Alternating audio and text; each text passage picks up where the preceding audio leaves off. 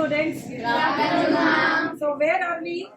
Canteen. Okay, we love our canteen, school canteen, right? Yes. So we get healthy food every day, right? Yes. What is special today? Masala dosa. Masala dosa. So it is made up of rice and aloo and yes, very good. So rice, pulses and different types of vegetables, right? All of you. From which place are we getting these types of cereals or pulses? Agricultural field. Very good. So children, what do you think? What type of crops do we grow during 1 year? Annually. Can we divide them into 2 categories? Yes. So what are those? Kharif. Okay. So can any one of you tell me what is Rabi and what is Kharif? So Kharif crops are the crops that are grown in summer. For example, we have rice, and then in winter we grow Rabi crops. For example, Oh, very good. So now children, we all know and value food. So today, see how we are learning value education in biology. It takes few months to grow a crop, right? So here we are learning in our canteen during lunch not to waste the food. Okay? Let us see different types of plants.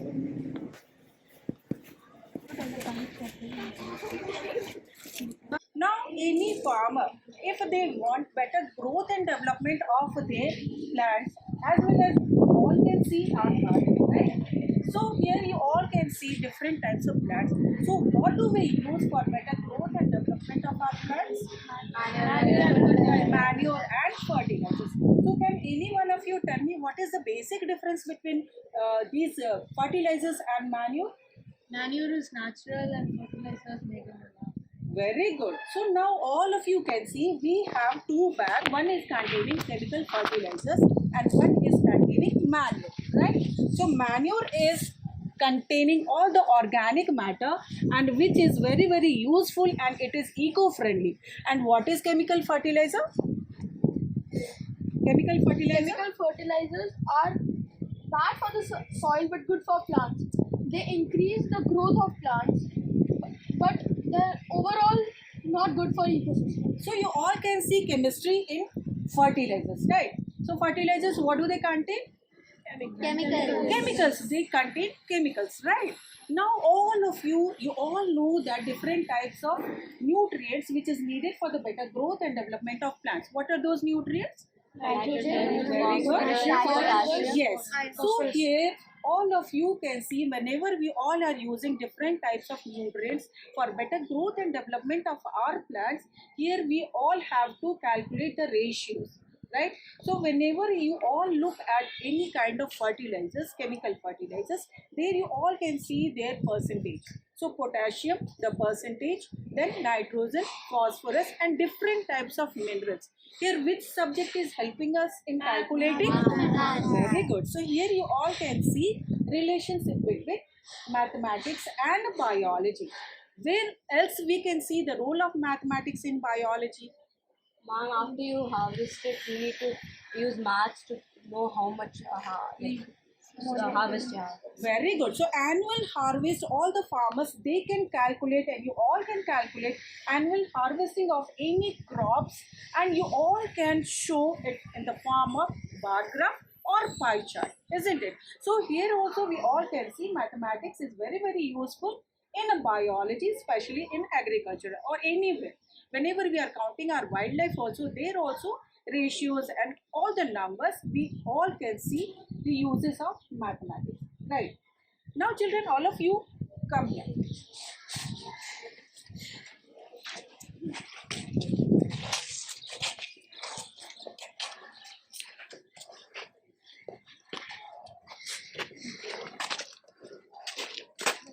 So all of you can see what type of plant is this?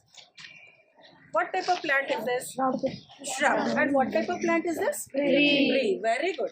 Now, if I want to, we are providing minerals and fertilizers to these plants, right, all of you? Yes. So, here, how can these plants, they take these minerals and nutrients from soil? Through roots. Okay, through roots they can take. Right. So how can they take through roots? There are a special type of tissues in the plants called as xylem, and these from the roots, the mineral and the water has been transported through xylem to the other parts of the plant. Very good. Now you all can see here root is absorbing water and where minerals are dissolved in it, and it is transported along with water. So you all can see a small shrub as well as this tree. So which one part of the plant is helpful here? Roots. So from roots it is going upwardly to each and every part of the plant. So can you see role of chemistry here in transportation of minerals? Yeah, we can see osmosis. What is osmosis? So osmosis, when water goes from a higher concentration to the part with lower concentration until there is equilibrium. Very good. So you all can see role of chemistry, osmosis, and here osmotic pressure. That is role of chemistry along with biology, transportation of water in the plants, right? So now all of you, here water is going upwardly. So xylem is present and you all can see the height of this tree. Yes? To the extent, the last point of this tree. Right everyone? So water is moving upwardly against the gravity. Can we see any physics here? Yes. The muscle of the tissue pushes the water up against the force of gravity towards the branches where the other leaves are present for making of food for the plant. Okay, very good. Now I want to ask Sarah, can you tell me the role of water? Ma'am, water is used in photosynthesis where the leaves of the plants make food for the plant.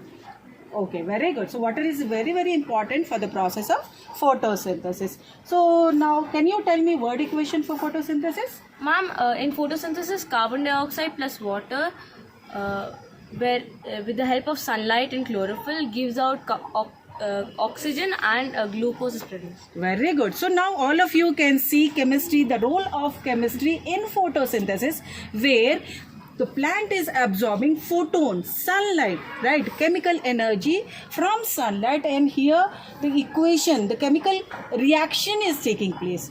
So now can you tell me about the chemical equation of photosynthesis? It is 6 CO2 plus 12 H2O in the presence of sunlight and chlorophyll is equal to 12 C6 H12O6 plus 6 O2 plus 6 H2O. Very good.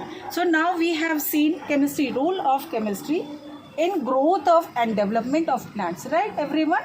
Physics, the role of physics we have seen. Now here excess of water. So the water is absorbed by plants through xylem, through roots, right? And it is transported in the parts of the plant through xylem, right?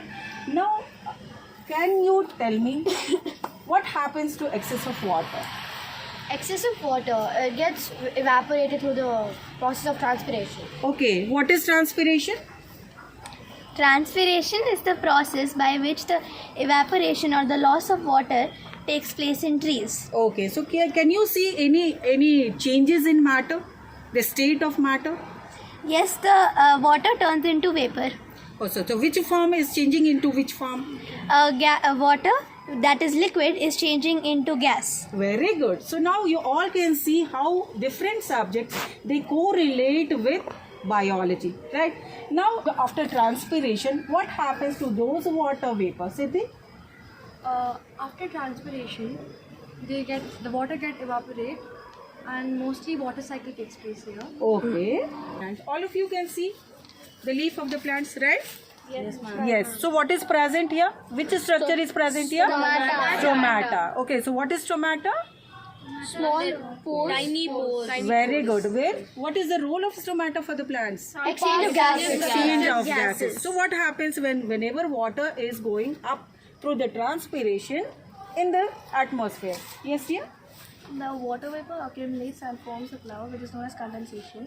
And then when it gets heavy, it comes down to earth in the form of rain, which is known as precipitation. Very good. So which one subject do we study? Water cycle? Geography. Very good. So now you all can see the role of geography, the knowledge of geography in biology. Right. What other role of stomata do we have here? Exchange of gases. Exchange of gases. So which gases do they take and which gases they Gives out. Carbon dioxide. Give out oxygen. Now, what is the why plants nowadays we are talking about save plants, save earth, save planet, right? So role of plants. So now every one of us, we know our responsibility to save our planet, especially our plants, right? So we all are getting oxygen and other things from plants. So now, what is the role of oxygen for every living organism? For respiration. Respiration, yes. So which gas do we take and which gas do we give out? Take in oxygen and then we give out carbon dioxide. Okay. So Shania and Siddhi, can you tell me how this pandemic, what we have experienced for 2 years, pandemic has changed our life, and how this coronavirus has impacted our life, and how the role of plants in giving out oxygen is related with our body? So during the COVID-19 pandemic, the virus mainly attacked on the lungs of our body. Okay. Yes, and for our better health of our lungs, breathing exercises are really beneficial for us. Yeah. So, So we have here Samruddhi. Can you show us pranayam? Yes, ma'am. So basically you have to keep your thumb finger on your nose, and then you have to take in oxygen and leave out carbon dioxide. Mannat and Raga, can you join Samruddhi? yes.